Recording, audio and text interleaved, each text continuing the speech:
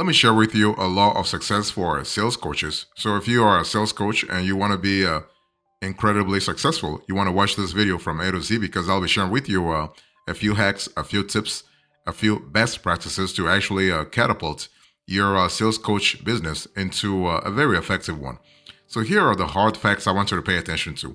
The thing is that when you think about good sales coaching, you really have the potential to unlock serious revenue potential. I mean, I'm talking millions of dollars, okay? And so effective coaching can really increase sales performance by 8 to 25%, according to a study from McKinsey. So that's really good. But many sales managers find coaching difficult to master, especially in remote environments or when asked to do more with fewer resources. So it's one of those things where you got to really ask yourself if you want to go after the sales coach niche. You gotta understand that it is a very competitive field, but most importantly, the ROI can be fantastic. The return on investment can be really high. So if you are struggling to, let's say, effectively coach your sales team, or even if you're struggling to, let's say, reach out to a sales coach, an external sales coach, do not despair. In today's conversation, I will explain to you some hacks to really pay attention to. But let me first define for you what sales coaching really is, because there is some kind of confusion around the topic. Sales coaching refers to the training, tools, resources, and support sales managers give to sales teams to improve their skills and hit revenue targets. So, this coaching can be done in house or with an external sales coach.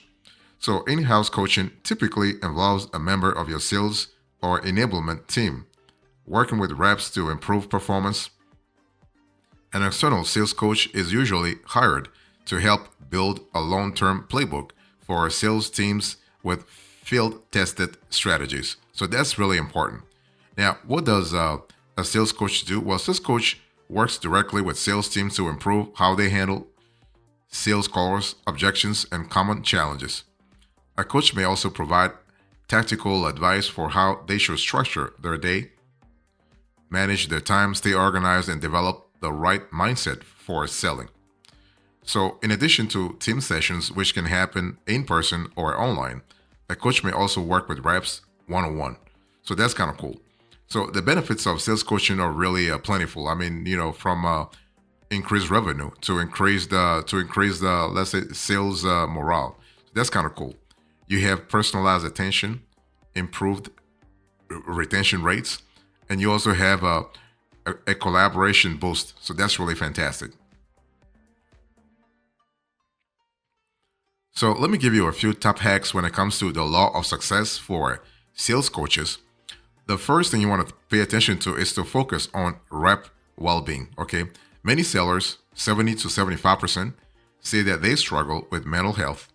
Okay, so burnout and always on work ethic and isolation can really affect your reps' mental health and impact their sales performance. Okay, so that's why you really want to pay attention to that part of things. And you can alleviate this in a couple of ways. First, you want to create boundaries for your team. That's really important.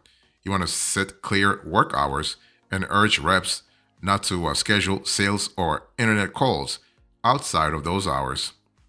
Also, be clear about when reps should be checking internal messages and when they can sign off. Next, you want to build trust with authentic stories.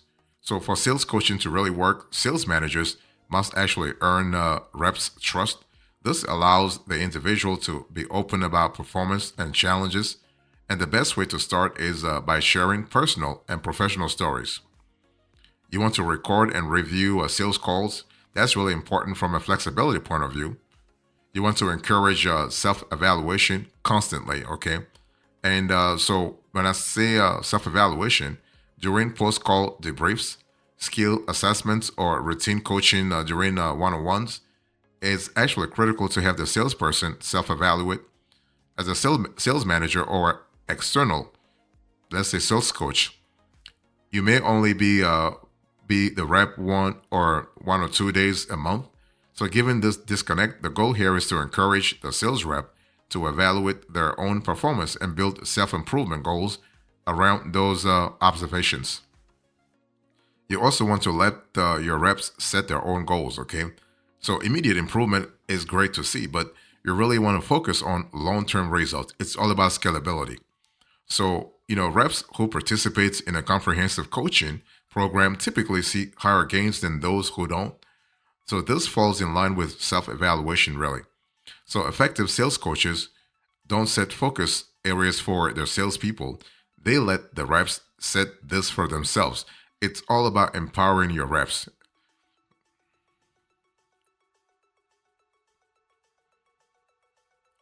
Another law of success for sales coaches really has to be around, let's say, gradual improvement. Okay, so you want to focus on one improvement at a time. So for sales coaching to be effective, work with the rep to improve one area at a time instead of multiple areas simultaneously. So with the former, you see acute focus and measurable progress. With the latter, you end up being frustrated. You end up with frustrated, stalled, stalled out reps pulled into many directions. Next, you want to ask each rep to create an action plan. This goes back to what I said about really empowering the rep. Okay, open questioning during one-on-one creates an environment where a sales rep can surface methods to achieve their goals. And to make this concrete, have the sales rep write out a plan of action that incorporates these methods. And this plan should outline achievable steps to a desired goal with a clearly defined timeline. Okay, so be sure to upload it to your CRM as an attachment, or use a tool like Slack to create a collaborative document editable by both manager and rep. You also want to have reps create the plan after early quarter one on-ones, and check in monthly to gauge progress. And you can really, if you outsource this to an external sales coach, make sure that the procedure is really documented. You also want to hold your rep accountable, okay? And so, for instance, what measurable progress have you made this week or quarter? What challenges are you facing? And how do you plan to overcome those challenges? So that's important. And you can also review rep activity in your CRM. This is especially easy if you have a platform that combines automatic activity logging, easy pipeline inspection, okay, and with a task list with reminders. You want to offer also professional development opportunities if you're thinking about having a successful sales coach. And also, finally, you want to set up time to share failures and celebrations. It's all about understanding that your reps are human. They're humans, and so whether you are doing the sales coaching in house or externally, you want to make sure that those are humans who have their their strengths and weaknesses. So failure can be a valuable learning opportunity. Okay, a lot of coaches rescue their reps before they can learn from their mistakes. Instead of letting them fail, they try to save an opportunity, but that's not scalable and doesn't build confidence in the rep. Okay, and you do not want to have that. If you are thinking about a law of success for sales coaches, let me give you a few smart tips. Okay, now sales coaches follow a formal process. You need to follow a formal process. Okay, if you want to be successful as a sales coach, you want to be very methodical. So creating a following a formal process will help your sales managers and reps be more consistent, and this method should be proven and repeatable. You want to meet regularly with sales teams. It's important to establish that communication. It has to be regular. It has to be consistent. Okay. Good coaches are well organized and maintain a consistent session schedule. The first few tactical coaching sessions may be closer together as both student and teacher are getting used to everything. And meeting every 2 weeks is often recommended because it gives the sales rep time to apply what they have learned. It also gives the teacher time to observe and compile constructive feedback. And you need that constructive feedback, by the way. And so you want to devote time to sessions. So a successful sales coach devotes time to session. So although it can be tempting to actually tack one-on-one meetings onto your session for efficiency's sake, don't. It can be a distraction from coaching. First, you don't want to overwhelm your sales representative. Give them time to process what's been taught, and this will also let the sales professional know that you value his or her time and are focused on teaching them the right stuff. You also want to you want to really delve into data, okay? At the end of the day, the truth is in the numbers. So great sales coaches should be able to compile and analyze data to form conclusions and then effectively communicate their findings. So this data should dictate the next steps for the sales rep and give them a clear picture of their progress. And also, as a successful sales coach, you want to challenge sales teams. The only way to you can grow is to challenge your teams. Don't be afraid to take your team members out of their comfort zone. It will only help them in the long run. Give them a new sales strategy to try, up their quota once they reach a certain point, or start something else that will require some critical thinking and hard work on their part. And you also need to take notes on sales performance. And you got to do this in a consistent manner, especially if you are trying to really see what works and what doesn't work.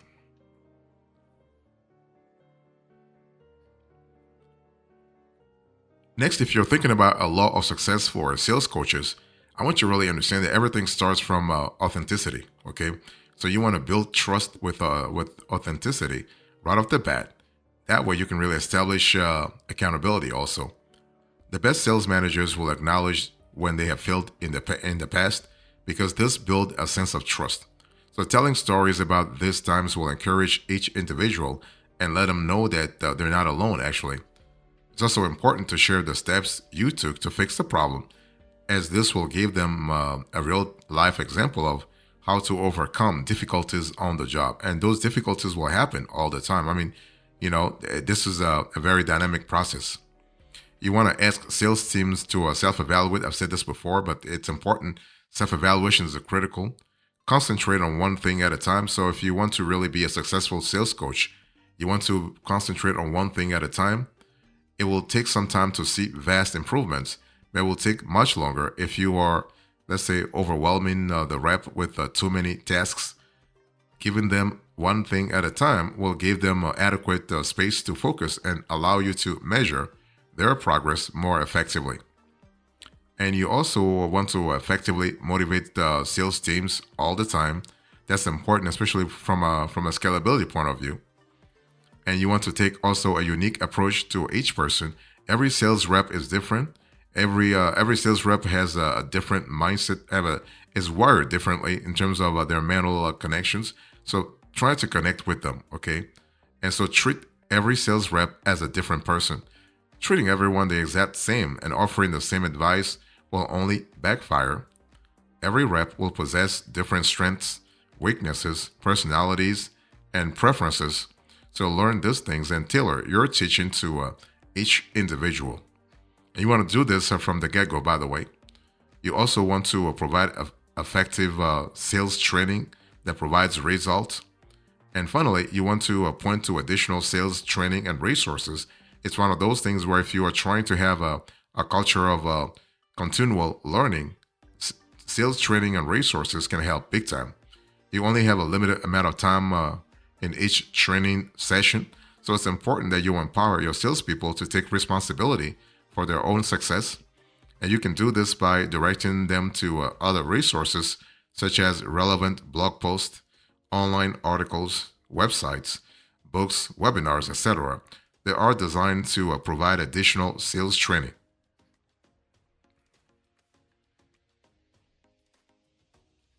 If you're thinking about the law of success for sales coaches, let me give you a few examples here. I'm going to give you examples of sales coaching that you really can think about. For instance, you have online training portal models.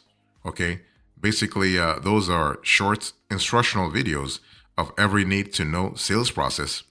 They are effective because they are digestible enough that sales reps can come back and revisit them anytime they need to have a quick brush up. And every time you rewatch a module, it hits a little bit differently depending on what you are working on. So you typically learn something new that you may have missed the first time around. And so topics include things like how to make cold calls and how to write cold emails, how to run discovery, and how to actually move a deal to close. So that's kind of cool. In terms of examples of sales coaching, you also have frameworks. So templates for common sales frameworks are available online and can be actually downloaded and customized based on your goals. For example, if you want to work on handling objections, a framework can help you get started. And it really provides an outline you can learn from, including how, let's say, to prep before speaking to the prospect in the first place, and what to do when obstacles arise. And there are common patterns in sales, and frameworks can help you recognize them and prepare for any situation. You also have asset reviews. So, after reviewing a rep's performance, a sales coach may outline strategies for success and offer personalized feedback based on their unique challenges. You also have a shadowing and role playing. So, if you're thinking about a law of success for sales coaches, a coach, a sales coach for that matter, may shadow a rep on their sales calls or listen to past recordings and offer expert feedback and strategies for improvement. And coaches can also facilitate role playing exercises to evaluate how effectively a rep applies their sales strategy and critique areas they could improve on. And finally, you also have follow up support. That's also a great example of sales coaching. A sales coach may offer additional or ongoing coaching support over Slack, phone calls, and emails, whatever form of communication that the rep prefers. Okay, it's all about what the rep actually likes. So if you're thinking about the law of success for sales coaches, I want to really give you a little bit of idea about the ROI analysis, because if you are doing a sales coaching, you want to really measure the effectiveness of the practice. So how do you measure sales coaching effectiveness? Well, to know if coaching is effective, you need to compare sales performance metrics before and after, right? So tracking metrics helps you identify where you have improved and what could use more attention. So some of the metrics you should look at include number of sales, so data points that represents an individual or team's performance, the amount of revenue, so the income generated from sales, the average deal size, so the average amount of money a client spends on your products and service, the conversion rate, the number of leads that are converted into sales divided by the number of qualified leads, and also the sales cycle length, the total number of days it takes for a deal to close divided by the total number of closed deals. Now, do not expect immediate results though. So, after implementing a coaching plan, the initial assessment period should last between 1 and 2 months, sometimes even 6 months. But this gives enough time to gather feedback and notice behavioral changes or attitude shifts in the sales team. Now, the long-term effect of sales coaching becomes evident after 6 months to 1 year. And if the coaching is effective, you should see more closed deals, revenue growth, and improved performance among your team. So, as a sales coach, you can also evaluate team and individual progress and provide sales managers with feedback. And so, through shadowing and observation, you will have a good sense of how much reps sales techniques have improved or not, okay? And be able to offer a detailed assessment. And that's what you want. You want to offer that detailed assessment. So now there are some sales coaching tools you should be using this year if you're trying to really improve your strategy, okay? And it's one of those things where you have to really understand. You can think about coaching software, but you also want to think about, let's say, the rest, the CRM also, and finally, an accounting software as well, such as QuickBooks or Zero or Wave or what have you. So that's important.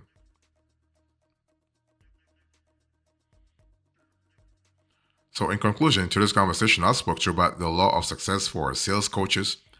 I give you the hard facts, the top hacks, the smart tips, the examples, the ROI analysis, and finally, the conclusion. Thank you so much. God bless you. I will see you next time. Until then, remember, stay marvelous.